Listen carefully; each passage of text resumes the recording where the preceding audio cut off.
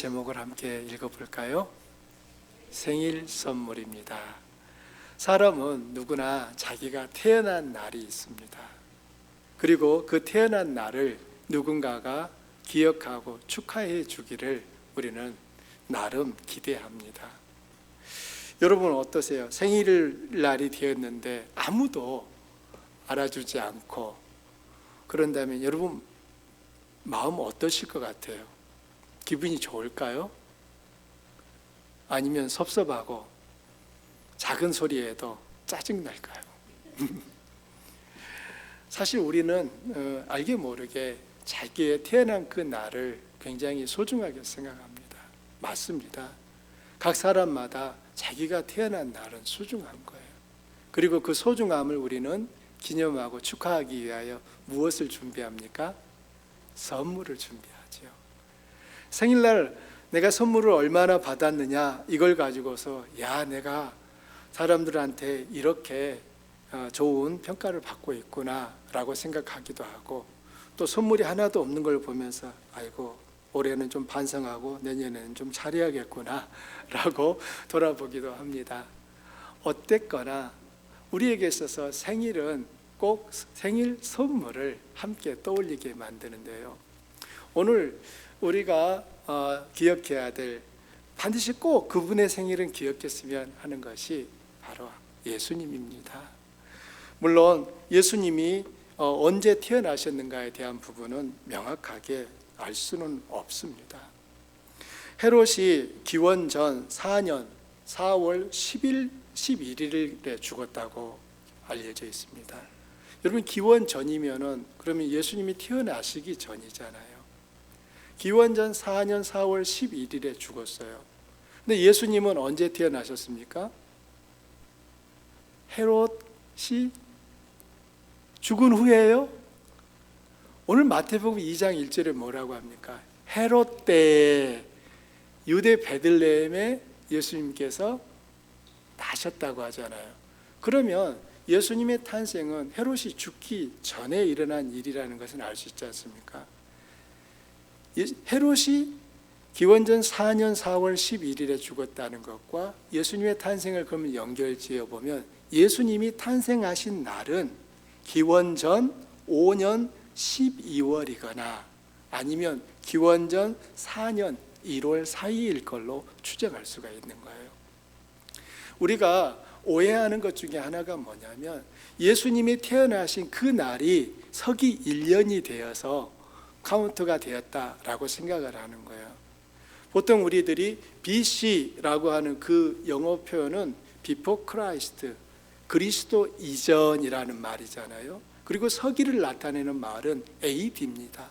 AD는 라틴어의 첫 머리 글자인데 아노 도미니라고 하는, 우리말로 번역하면 우리 주님의 시대라고 하는 말이 되는 거예요. BC, AD 이렇게 우리는 연도 표기를 하고 있는데 예수님이 태어나신 연도가 AD의 시작이었다라고 생각하기 때문에 예수님은 AD 1년에 태어난 걸로 생각하는데 역사 안에서는 예수님은 AD 1년 전에 태어났다는 거예요. 헤롯이 BC 4년이니까 결국 예수님이 태어나기 4년 전에 죽었으니까 우리들은 예수님의 탄생은 그래도 헤롯이 죽기 전이라고 하는 점은 알 수가 있는 겁니다. 그러면 제가 왜 이렇게 장황하게 말씀을 드리느냐? 예수님의 생일이 정확하게 언제인지는 알 수 없다는 거예요. 우리는 헤롯이 죽은 날은 알고 있는데 예수님이 언제 태어나셨는지는 잘 모릅니다. 그러면 잘 모른다라고 하는 것이 예수님이 태어나지 않았다는 겁니까? 세상에 태어나지도 않으신 분을 태어났다라고 우리가 우기고 있는 건가요? 그렇지 않다는 거예요. 예수님의 탄생은 헤롯이 유대를 통치하는 그때와 연결이 되어 있습니다. 이 말은 예수님의 탄생은 역사 속에 있었던 분명한 하나의 사건, 즉 사실이었다는 것을 의미하는 것입니다. 예수님의 생일을 우리는 12월 25일로 기념하고 있는데, 그럼 12월 25일 날 예수님은 정확히 탄생한 걸까요? 아닙니다. 예수님은 12월 25일 날 탄생해서 그 날을 크리스마스로 예수님의 생일로 우리가 기념하는 건 아니에요. 다시 말씀드리지만 언제 태어나셨는지 정확히 알지 못합니다. 그러나 우리가 아는 한 가지 분명한 사실은 예수님이 이 땅에 사람의 몸을 입고 오셨다는 거예요. 하나님의 아들이 사람으로 오신 그 날이 있었다는 말입니다. 우리가 12월 25일을 기념하는 것은 그날 태어나셨기 때문이 아니라 예수님이 이 세상에 오셨습니다 라고 하는 것을 우리는 기억하고 기념하기 위하여 성탄절을 지키고 있는 것입니다. 마태복음을 읽어보면 예수님을 왕으로 그리고 있습니다. 그리고 한 나라의 지도자적 위치에 해당하는 이 동방 박사들이 예수님의 탄생을 보기 위하여, 경배하기 위하여 유대 지역 베들레헴까지 찾아왔다고 보도하고 있습니다. 그들이 준비한 귀한 예물이나 예루살렘 왕실, 헤롯 대왕, 군인들의 등장은 왕의 등장을 나타내기에 적합한 것들입니다. 마태는 이러한 하나하나의 작은 표현들을 통하여 이 땅에 오신 그 예수님이 왕이라고 하는 것을 말하고 있는 거예요. 예루살렘을 찾아왔던 그 동방 박사들이 뭐라고 예수님을 찾았습니까? 유대인의 왕으로 나시니가 어디 계십니까? 라고 했잖아요. 그럼 역사 속에서 그 예루살렘에서 유대를 통치하고 있었던 사람은 누굽니까? 헤롯이잖아요.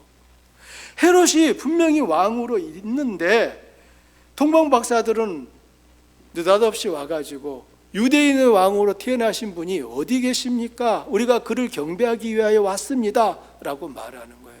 여러분이 헤롯이라고 생각해 보십시오. 그 말을 들었을 때 여러분 어떤 마음이 드셨을까요? 반역이다. 나의 적이 누구란 말이냐? 이런 생각 들지 않았겠습니까? 자기가 분명히 유대를 다스리는 왕인데 동방 박사들은 유대인의 왕으로 나신 이가 어디냐고 찾고 있는 거예요. 동방 박사들은 왜 그러면 헤롯을 찾아갔을까요? 동방 박사들은 특별한 별이 빛나는 걸 보면서 위대한 왕이 곧 태어나시겠구나. 그리고 그 왕을 아련하기 위하여 그들은 자기의 고국을 출발해서 별의 인도를 따라서 예루살렘까지 왔습니다. 그런데 예루살렘에 와서 별을 잃어버린 거예요. 별이 자신들의 길을 인도하던 별이 보이지 않자 이제 당황한 이 박사들은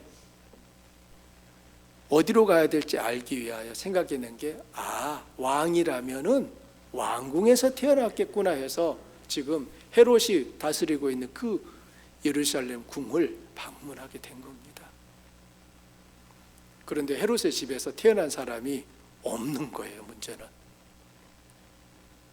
하지만 동방 박사들은 우리가 유대인의 왕에게 경배하기 위하여 왔다고 찾고 있습니다. 이때 당황한 이 헤롯의 마음을 성경은 어떻게 표현하고 있는지 여러분 성경을 한번 보십시오. 그 구절을 보여주시겠습니까? 함께 읽어보십시오. 헤롯 왕과 온 예루살렘이 소동한지라. 자, 여기에 보게 되면 헤롯의 그 반응을 소동이라고 하는 이 단어를 써서 표현을 하고 있습니다. 이 소동이라고 하는 단어를 쓰는 에탈라스케라고 하는 이러한 헬라어를 쓰고 있는데 의미는 물을 휘젓다 또는 혼동 속으로 던져졌다, 안정되지 못한 상태로 심하게 흔들린다, 이런 의미의 뜻을 담고 있는 거예요. 지금 헤롯의 마음이 그렇다는 겁니다. 자, 지금 헤롯을 찾아온 이 사람들이 누구예요? 박사들이에요. 이 박사들은 별을 연구하는 사람들이었고 그 고대 사회 안에서는 이 별 연구를 통하여 현재와 미래에 일어날 일들을 예측하는 사람들이었기에 그들은 그 사회에 굉장히 영향력을 미치는 고위층 사람이었고 더 나아가서는 어쩌면 어떤 나라를 다스리는 왕이었다라고 주장하는 학자들도 있습니다. 헤롯을 찾아온 이 사람들의 신분이 그냥 무시할 수 없는 사람들이라는 거예요. 박사들인 거예요. 이 마고이라고 하는 단어를 쓰고 있는데 이 마고이들이 그냥 정신없는 사람들, 이렇게 치부할 수가 없는 권위를 가진 사람들인 거예요. 그래서 헤롯이 지금 당황한 거예요. 소동하는 것입니다. 헤롯은 이렇게 소동할 만했어요. 그럼 예루살렘은 왜 소동합니까?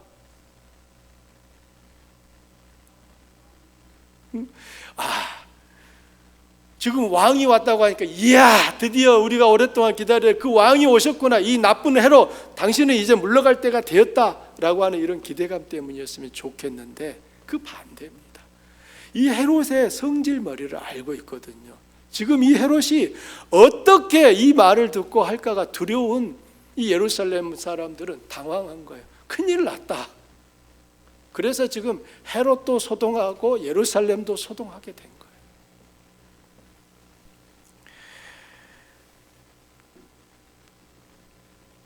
헤롯이 이렇게 소동한 이유가 있습니다. 그는 출신이 에돔 사람입니다. 유대인이 아니었던 거예요.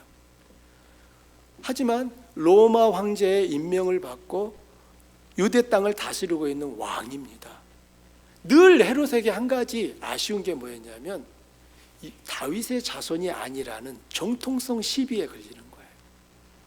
에돔 사람이었던 이 헤롯이 유대를 다스리는 왕이 되려면 다윗이 후손이어야 되는데 그렇지 못하다 보니까 늘 마음 안에 다윗의 자손 중에 진짜 왕이 나오면 어떨까라고 하는 이 불안함이 있었던 것입니다.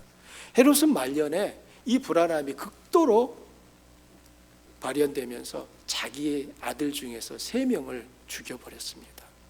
아들만 죽인 게 아니라 자기 부인들도 죽였어요. 왜냐하면 자기의 왕권을 빼앗을까 봐. 크게 두려워서 왕이 될 만한 싹이 보이면 죽여버린 거예요. 좀 이상한 아버지인 것 같은데요. 헤롯은 그토록 자기 왕권에 집착을 했었어요.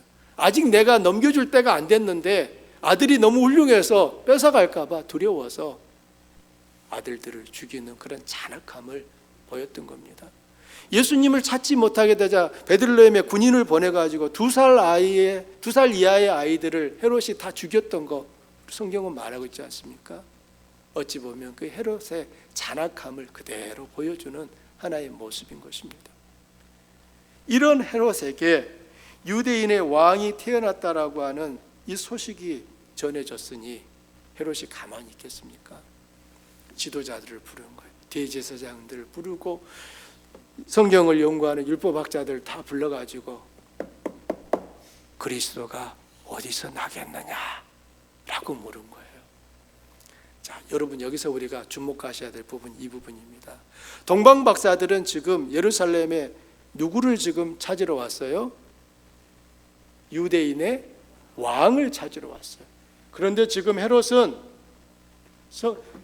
대제사장들과 학자들에게 그리스도가 어디서 태어나겠느냐라고 묻고 있다는 겁니다. 여러분 지금 연결이 되십니까? 동방 박사들이 지금 물은 것과 헤롯이 지금 묻고 있는 물음이 다른 물음이에요. 동방 박사들은 유대인의 왕을 찾고 있는데 헤롯은 그리스도를 찾고 있다 그 말입니다. 그러면 동방 박사들은 그 유대인의 왕으로 나시는 분이 그리스도라고 하는 것을 알았던 걸까요? 그렇지 않습니다. 이 동방 박사들은 그들이 생각할 때 왕을 보기 위하여 왔어요. 하지만 헤롯은 그 말을 듣는 순간 유대인의 왕은 나야. 그렇다면 그리스도가 나겠구나 하는 사실로 눈치를 채는 겁니다. 그리고 율법학자들에게 물었어요. 어디서 그리스도가 나겠습니까? 그랬더니 학자들이 대답을 잘 해줍니다. 어디서 나다고 말했을까요? 베들레헴에서 난다고 말한 거예요. 어떻게 그들은 베들레헴에서 날 줄 알았을까요? 미가서 5장 2절 말씀을 딱 찾아낸 거예요. 여러분 미가서 5장 2절 말씀이 어떤 건지 한번 또 보시죠. 자, 보여주세요. 함께 읽어보실까요? 또 유대 땅 베들레헴아 너는 유대 고을 중에 가장 작지 아니하도다. 내게서 한 다스리는 자가 나와서 내 백성 이스라엘의 목자가 되리라. 놀랍지 않습니까? 그 두꺼운 성경 중에서 메시아가 어디서 태어날 것을 이들은 단번에 알아봅니다. 어디에서 태어난다고요? 베들레헴. 이렇게 그리스도가 태어나실 것을 그들은 알았어요. 하지만 그 그리스도를 맞이할 준비는 안 합니다. 믿음으로 그 그리스도를 맞이하고 기다려야 될 텐데 이들은 헤롯이 요구하는 정보는 제공합니다. 베들레헴에서 납니다. 미가서에 이렇게 기록되어 있습니다. 그 말을 들은 헤롯은 정치적 술수를 부립니다. 여기서 이 헤롯의 노련함이 나타나는 거예요. 그 순간 뭐라고? 베들레헴에서 난다고? 소리치지 않았어요. 박사들을 가만히 불렀다고 말합니다. 이 가만히 불렀다는 것은 사람들이 없는 다른 장소로 불러가지고 언제 별이 나타났는지 쭉 물어보고 그 다음에 당신들이 베들레헴으로 가면 만나게 될 거다. 그런데 찾거든 나에게도 알려주시오. 그러면 나도 가서 경배하겠소. 이렇게 말하는 거예요. 여러분, 이게 헤롯의 진짜 참 마음입니까? 아니잖아요. 지금 헤롯의 마음에는 어떤 마음이 있는 거예요? 죽이리라.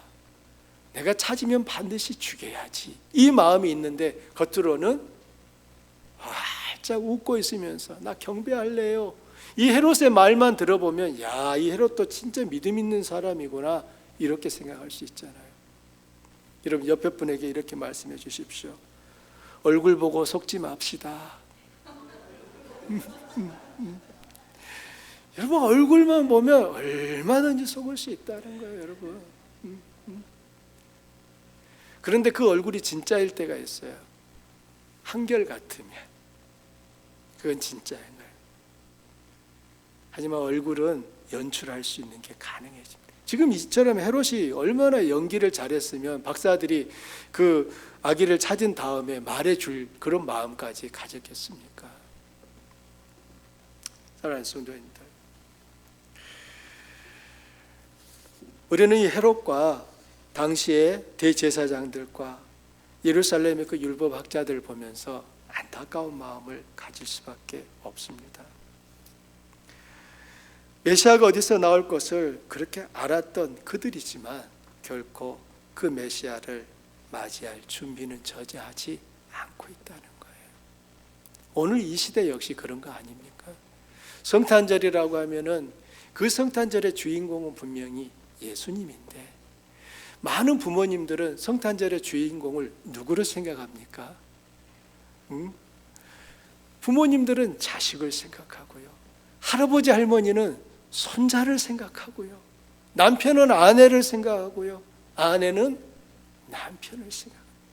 성탄절의 주인공이 다 어느 순간에 바뀌어버린 거예요. 정말 그 성탄절에 경배를 받으시고 가장 높임을 받으셔야 될 분은 예수님이신데 우리는 성탄절이라고 하는 그 문화에 젖어서 그 문화는 즐기지만 성탄절의 진정한 의미는 잃어버리고 있는 것입니다. 저는 개인적으로 성탄절이 되면 참 감사하면서도 마음이 아픕니다. 왜냐하면 성탄절은 하나님의 아들이 이 땅에 오신 기쁨의 날인 동시에 그 아들이 십자가에 죽기 위하여 오셨다는 사실을 의미하기 때문에 사실 저는 성탄절이 마음이 좀 아파요. 물론 우리 편에서 생각하면 하나님의 아들이 오셔야만 되기 때문에 가장 기쁜 날이죠. 하나님도 하나님 아버지도 우리를 구원하시기 위하여서는 아들을 보내셔야만 했기에 하늘에서도 하나님께 영광이 되는 날인 건 맞습니다. 하지만 그 의미를 곰곰이 생각하면 성탄절이 마냥 룰루랄라 즐거워만 할 수 있는 그런 건 아닌 것 같아요. 저는 우리 주안교회 성도님들께서 이 성탄절의 의미들을 더 마음에 깊이 새기시면 좋겠습니다. 우리가 기뻐하되 왜 기뻐해야 되는지 그 이유를 알고 기뻐하시면 좋겠습니다. 왕궁에서 헤롯을 만나고 박사들이 나왔을 때 다시 별이 나타나서 예루살렘으로 그 박사들을 인도해 가고 예수님이 계신 그 집 위에 별이 멈춰 섰습니다. 박사들은 예루살렘에 베들레헴에 가가지고 집집마다 문을 두드리면서 혹시 여기 유대인의 왕이 태어나셨습니까? 물을 필요가 없었습니다. 하나님께서 앞서 행하시며 박사들의 길을 쭉 인도해 가셨기 때문입니다. 하나님의 인도하심은 지금도 계속되고 있을까요? 아니면 2000년 전에 있었던 그때로 끝났을까요? 여러분, 하나님의 역사는 지금도 계속되고 있다는 사실을 믿으시면 좋겠습니다. 그것은 우리 개인에게도 하나님의 역사는 진실하게 매일 이루어지고 있다는 것을 믿으시기를 바랍니다. 박사들은 그 집에 들어가서 아기께 예물을 드렸습니다. 어떤 예물을 드렸죠? 황금과 유향과 몰약을 줬습니다. 이 의미들에 대하여서 황금은 왕을 상징하고 유향은 제사장을 상징하고 그 다음에 몰약은 선지자를, 즉 예수님의 죽음을 상징한다라고들 해석들을 합니다. 정확하게 그렇게 볼 수도 있고 아닐 수도 있는데요, 이 박사들이 그 준비했던 그 예물이 어떻게 쓰였는가를 보면 하나님의 다음 그 계획이 보입니다. 하나님은 천사를 보내서 요셉과 마리아를 빨리 베들레헴에서 떠나라고 합니다. 어디로 갔습니까? 애굽으로 갔어요. 그럼 애굽에 가서 그들은 하루 이틀 머물고 돌아온 게 아니었잖아요. 헤롯 대왕이 죽을 때까지 애굽에 살았습니다. 그러면 그 경비는 어디서 나온 겁니까? 그래요. 우리는 그렇게 연결시킬 수 있는 거예요. 이 황금과 유향과 몰약을, 그것은 다 하나하나가 아주 값이 비싼 것들입니다. 그러니 요셉은 그것들을 팔아서 애굽에서 지내는 동안 가족의 필요한 경비들을 채웠을 거라고 생각해 볼 수 있습니다. 하나님이 공급하신 것입니다. 선지자 중에 엘리야를 생각해 보십시오. 엘리야를 하나님께서 아합과 이세벨의 그 칼날을 피하도록 숨기시면서 무엇을 통하여 엘리야의 배고픔을 채우셨던가요? 까마귀입니다.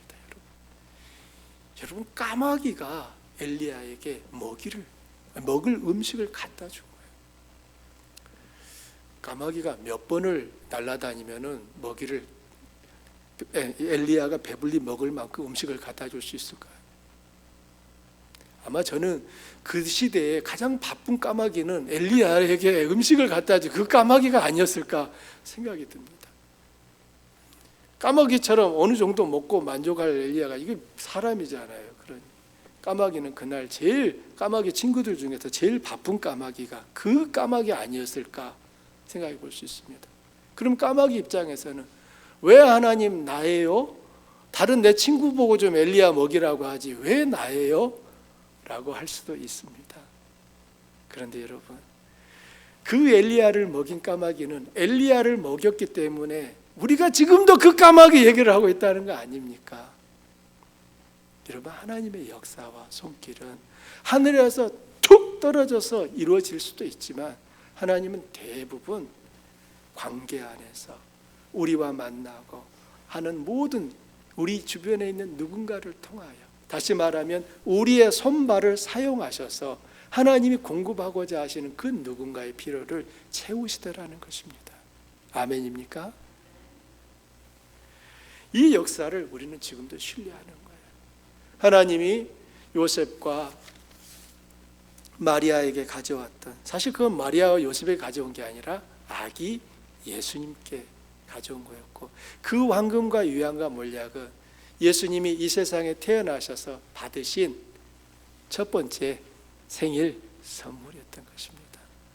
사랑하는 우리 성도님들은 예수님의 생일을 기다리고 계시고 또 기념하기 위하여 준비하고 계시는데 여러분은 어떤 선물을 준비하고 계십니까? 대개 이렇게 말하면 목사님이 다음 주에 성탄 헌금을 많이 하라고 하는구나 라고 생각들 하시는데 저는 여러분에게 지금 헌금을 얘기하는 게 아니에요. 우리가 준비할 수 있는 것 중에 선물 중에 사실 헌금은 가장 편한 거예요. 가장 수고하지 않아도 돼요. 그렇지만 저는 우리 성도님들에게 좀 수고할 수 있는 선물을 준비해 보시라는 거예요. 여러분이 목장에서 준비하고 계신 것도 예수님께 드리는 하나의 생일 선물이라고 저는 확신합니다. 내년에는 올해보다 더 일찍 준비하시고 더 잘 준비하시면 좋겠는데요. 올해는 좀 시간적으로 여유가 없는 가운데 준비가 되고 있지만 그래도 그렇게 하시는 것에 대해서 좀 감사드립니다. 또 하나 우리들이 생각할 수 있는, 예수님께 드릴 수 있는 선물은 저는 그게 예배라고 생각합니다.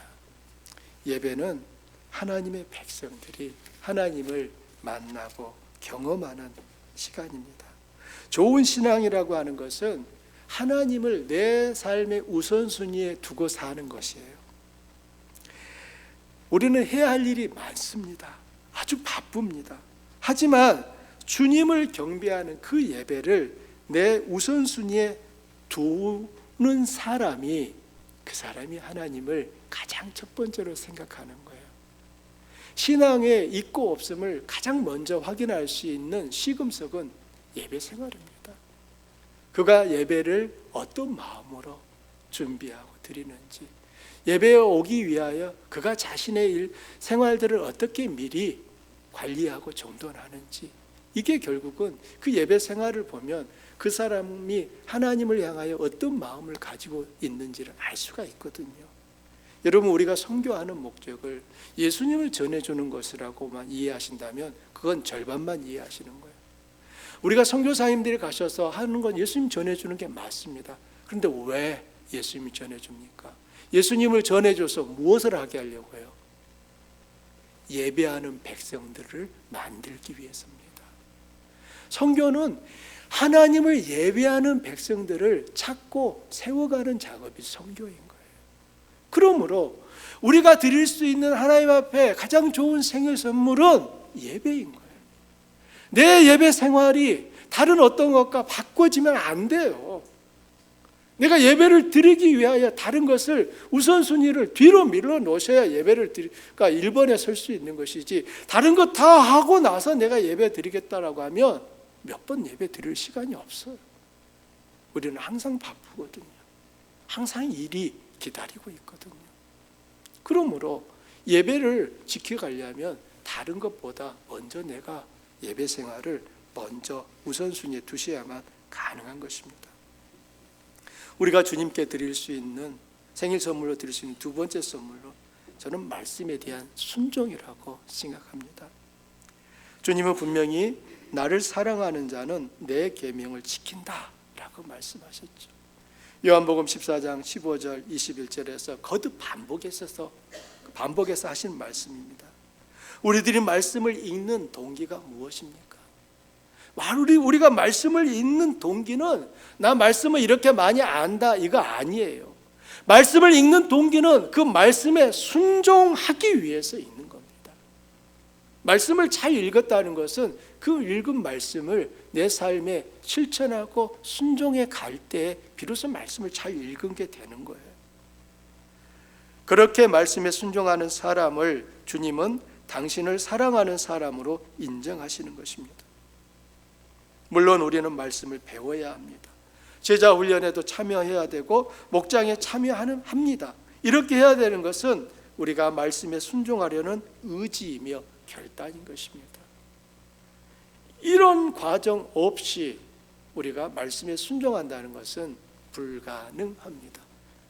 말씀을 모르는데요, 하나님의 뜻을 모르는데요, 어떻게 하나님 뜻을 순종한단 말입니까? 그러므로 우리가 예수님 앞에 드릴 수 있는 생일 선물로 준비해야 될 선물에 빠져서는 안 되는 게 바로 말씀에 순종하는 것입니다. 세 번째 예수님의 생일날 드리는 선물은 서로 사랑하는 것입니다. 여러분 요한복음 13장 34절 35절에 주님은 이렇게 말씀합니다. 함께 읽어볼까요? 새 계명을 주노니 서로 사랑하라. 내가 너희를 사랑한 것 같이 너희도 서로 사랑하라. 너희가 서로 사랑하면 이로써 모든 사람이 너희가 내 제자인 줄 알리라. 자, 새 계명이 뭐라고요? 서로 사랑하라는 거예요. 새 계명이라는 말은 이전에 주지 않은 계명이라는 겁니다. 예수님께서 내가 너희에게 새로운 계명을 주는데 서로 사랑해라 라고 말씀하시는 겁니다. 그렇다면 사랑의 모습은 어떤 걸까요? 사랑하는 것은 섬기는 거예요. 저는 가정에서 아내, 엄마의 그 모습을 보면 야, 사랑이 저런 거구나 라고 생각이 듭니다. 그 집에서 제일 먼저 일어나서 가족을 위하여 식사를 준비하는 그 사람 누굽니까? 엄마인 집도 있지만 요즘은 아빠인 집도 있습니다. 어쨌거나 가족을 위하여 맨 먼저 일어나서 준비하는 그 사람, 사랑인 거예요. 그냥 쉽게 할 수 있는 일이 아니에요. 사랑은 반드시 섬김이라는 그 모습을 가지고 있습니다. 일방적으로 한 사람만 섬기는 게 아니에요. 섬김은 서로 하는 것입니다. 나도 섬기고 너도 섬기고 피차가 서로 섬기는 거예요. 예수님은 섬기는 사람이 큰 자이고 위대한 자라고 말씀하시지 않습니까? 세상에서는 섬김을 받는 사람이 큰 자라고 생각이 되는데 하나님 나라에서는 섬기는 자가 섬김을 받는 자보다 큰 자다, 위대한 자다라고 말씀하고 있습니다. 그렇다면 우리들이 서로를 섬겨야 될 충분한 동기는 충분합니다. 내가 나는 섬김을 받기를 좋아하는 사람인가? 나는 섬기기를 좋아하는 사람인가? 자신을 스스로 한번 돌아보십시오. 그러면 여러분의 신앙 수준이 보이는 거예요. 큰 자인지 작은 자인지. 직분을 가지고서 크다 높다 따지지 않습니다.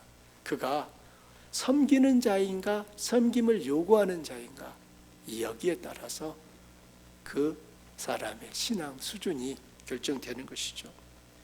교회를 세우는 것도 목장을 섬기는 것도 서로 섬김을 실천함으로 이루어지는 것입니다.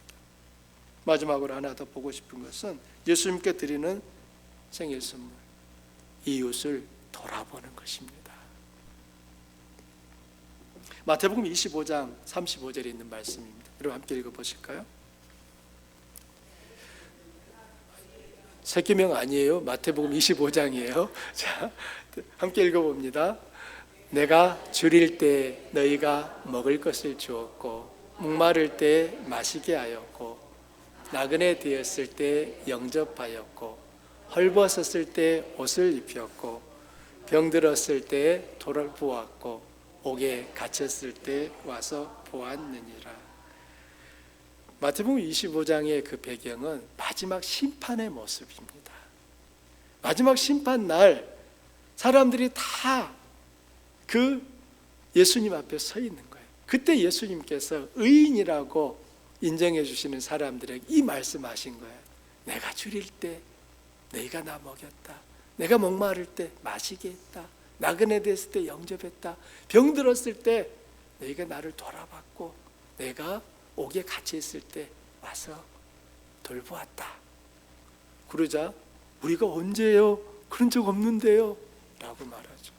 악인이라고 책망받는 그들을 향해서도 예수님이 너희가 내게 이렇게 안 했다. 내가 줄일 때 너희가 먹을 걸 안 줬고 내가 목마를 때 마시게 하지 않았고 내가 헐벗었을 때 입히지 않았고 내가 옥에 갇혔을 때 너희가 내게 와보지 않았다. 우리가 언제 안 했습니까? 그러면 예수님이 정말 배고팠고 헐벗었고 옥에 갇혔단 말입니까? 아닙니다. 주님께서는 너와 함께 더불어 살고 있는 내 이웃, 도움이 필요로 하는 그 이웃에게 네가 했던 그 행위가 곧 내게 한 것이었다 라고 인정해 주신 거예요. 우리가 주님 앞에 마지막 날 결산을 할 때 주님이 우리의 결산의 리스트에서 확인하는 것은 바로 우리가 이 땅 가운데 실천했던 믿음의 행위들인 거예요. 사실 여러분 보십시오. 나도 없어요. 나도 배고픈데 내 것 나눠서 준다는 거 쉽지 않습니다. 나도 쉬고 싶어요. 그렇지만 아픈 사람 돌보는 거 쉽지 않습니다. 나 바빠요. 그런데 감옥에 갇힌 사람 찾아가는 거 시간을 내야 돼요. 쉬운 일이 아닙니다. 하지만 항상 주님께서 우리에게 요구하시는 것은 믿음은 구체적인 행위로, 실천으로 나타난다는 거예요. 행위가 빠져버린 믿음은 그건 참 믿음이 아닌 것입니다. 이런 점에서 주님은 우리가 이웃들에게 한 이러한 선한 행위들이 곧 주님 당신에게 한 일이라고 말씀하고 계신 것입니다. 예수님의 생일 선물을 우리는 무엇을 준비해야 될까요? 오늘 우리들은 예수님께 드릴 수 있는 생일 선물의 목록들을 한번 확인해 봤습니다. 여러분께서 드릴 수 있는 나는 이걸로 드려야지 라고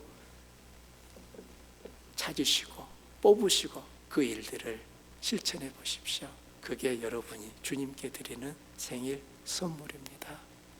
우리가 주님 앞에 설 날을 준비하며 기다리는 자들로서 매 순간순간 하나님 앞에서 이 마음으로 서가기를 주의 이름으로 축복합니다. 우리 함께 기도할까요?